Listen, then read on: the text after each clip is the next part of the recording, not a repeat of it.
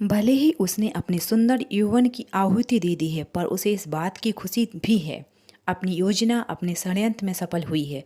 मुनि और उसके सभी शिष्य सोए हुए हैं, क्योंकि अभी भी उन पर से उस मादक वस्तु का प्रभाव कम नहीं हुआ है। कामनी ने समन मुनि का ब्रह्मचारी, रात्रि ने मानक राव का ब्रह्मचारी नष्ट कर दिया और उसकी सभी सखियों ने उन सभी शिष्यों का ब्रह्मचारी नष्ट कर दिया। जब कुछ देर बाद समन मुनि को होश आया तो उन्होंने अपने आप को निर्वस्त्र अवस्था में देखा तो वह क्रोधित हुए। उन्होंने अपनी धोती लपेटी और कामनी पर उसके वस्त्र फेंके। खड़े होकर कहा, उनके सभी शिष्य उन सुंदर युवतियों के साथ नग्न अवस्था में पड़े थे। यह देखकर समन मुनि और क्रोधित हो उठे। फिर उन्होंने अपनी आंखें बंद कर अपनी ज्ञान शक्ति से अपने सीधे हाथ में कमंडल से पानी लिया और मंत्र पढ़कर अपने शिष्यों पर फेंका, जिसके प्रभाव से उसके सभी शिष्य होश में आए और कपड़े पहनने लगे। फिर उन्होंने नीचे पड़ी कामनी की ओर गुस्से से देखा, उस पर जल छिड़का। उस जल के प्रभाव से कामनी के शरीर में ऊर्जा उत्पन्न हुई और उसने अपने कपड़े पहने।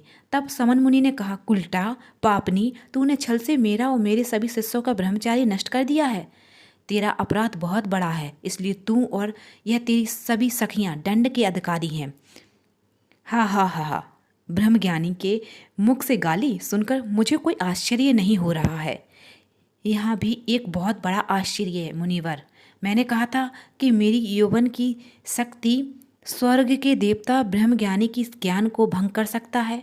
अब पता चला सुंदर स्त्री की यौवन की शक्ति। अरे मैं तो तुम्हें भगवान मानकर तुमसे अपने प्रेम की भिक्षा मांगी थी, पर तुमने मेरा और मेरे प्रेम का अपमान किया, इसलिए मैंने तुमसे अपना प्रतिशोध लिया। स्त्री प्रेम करना ही नहीं जानती, वह शेरनी बनकर अपने अपमान का प्रतिशोध लेना भी जानती है। अब आप संसार को क्या मुंह दिखाएंगे ब्रह्मज्ञानी मुनिवर? आप तो एक सुंदर स्त्री की यौवन से पराजित हो गए। अपने पाखंड संन्यास की जगहसाई के लिए तैयार हो जाओ। कामिनी ने हंसते हुए कहा, छल छल होता है मूर्ख स्त्री। मेरे शब्दों में आज भी इतना समर्थ है जो संसार में प्रलय ला सकता है। मैं समन मुनि अपने पूरे होशो हवास में तुम्हें श्राप देता हूँ कि जिस प्रेम को पाने के लिए तूने और तेरी सभी सखियों ने मेरे सभी शिष्यों के साथ जो छल किया है, तुम कभी उस प्रेम को नहीं पाओगी। तुम सभी आज सूर्य अस्त होते ही पिशाचिनी बन जाओगी और बेबस होकर अपने ही प्रेमी का हृदय निकाल कर खाओगी और तुम्हारी कोख से भेड़िया जन्म लेंगी। यह श्राप देकर अपना कमंडल उठाकर चले गए। उनके पीछे उनके सभी शिष्य भी चल पड़े। जब समन मुनि का क्रोध शांत हुआ तो उन्होंने अस्त होते सूरज को देखा और अपने शिष्यों से कहा, मुझसे क्रोध में अनर्थ हो गया है। जितनी जल्दी हो सके इस नगर से भाग जाओ, सूर्य अस्त होने वाला है। मुनि की बात सुनकर सभी चारों दिशाओं में भागने लगे और समन मुनि वहीं रुक गए। उन्होंने तंत्र क्रिया से कामपुर के चारों ओर एक नदी का निर्माण किया और वहां अपनी शक्ति से एक अनोखे वृक्ष का निर्माण किया जिसका रंग सफ़ेद था। फिर उस पेड़ के पत्ते पर आकृति बनाई जिसमें उन्हें पिशाचनियों से मुक्ति पाने का संकेत था। सूर्यास्त हो चुका था, पर ना तो समन मुनि और ना उनका कोई शिष्य कामपुर नगर से बाहर निकल पाया था। सूर्यास्त होते कामनी रात्रि उनकी सभी सखियां पिशाचनी बन गई। उनके मुख में शेरनी जैसे नोकीले दांत उत्पन्न हो गए और लंबे लंबे नाखून निकल आए। उनकी पूरी प्रकृति पिशाचनी की भांति हो चुकी थी। जिसके साथ प्रेम समागम किया था, वह पिशाचिनी उस शिष्य की छाती चीरकर उसका हृदय निकालकर खाने लगी। रात्रि वह कामिनी ने मानक राव का हृदय निकालकर खाया। उन्हें एक एक का सभी सदस्यों की हत्या कर उनका हृदय निकालकर खाया। वह सभी शिष्य चारों दिशाओं में भागते नदी के किनारे पहुंचे थे। नदी के अंदर उन सभी शिष्यों की हत्या की, इसलिए उस नदी का जल लाल हो गया था। फिर अंत में कामनी अपना विकराल रूप लेकर समन मुनि के सामने आई।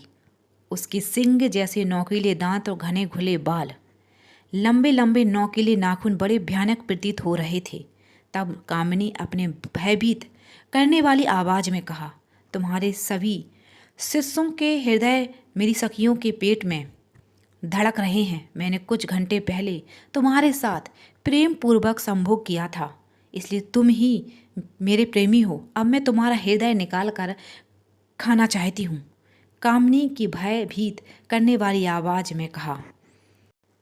यह शरीर नाशवान है पर इसके भीतर रहने वाला जीव अविनाशी है, इसलिए मुझे मृत्यु का कोई भय नहीं है। मैं और मेरे शिष्य फिर से जन्म लेंगे और एक दिन तेरा विनाश करेंगे।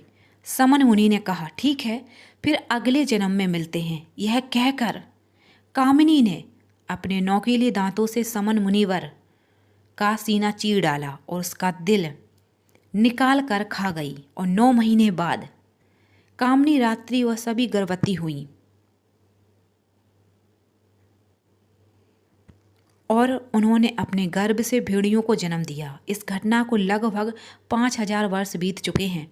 वह सभी पिशाचनियाँ सशरीर जीवित हैं। उन्होंने इन 5000 वर्षों में हजारों युवकों का सीना चीर कर उनका हृदय निकाल कर खाया है। आज भी जब वह किसी से समागम करती हैं तो 9 महीने बाद एक भेड़िए को जन्म देती हैं। इसलिए कामपुर नगर में हजारों भेड़िए भटक रहे हैं। और सबसे विशेष बात वह है, समन मुनि और कोई नहीं, तुम हो, तुम स्वयं हो। और मानक राव आकाश के रूप में जन्म लिया है। कामनी उस जन्म में आकाश से अत्यधिक प्रेम करती थी। शायद इसी कारण उसने अभी तक आकाश को जीवित रखा है।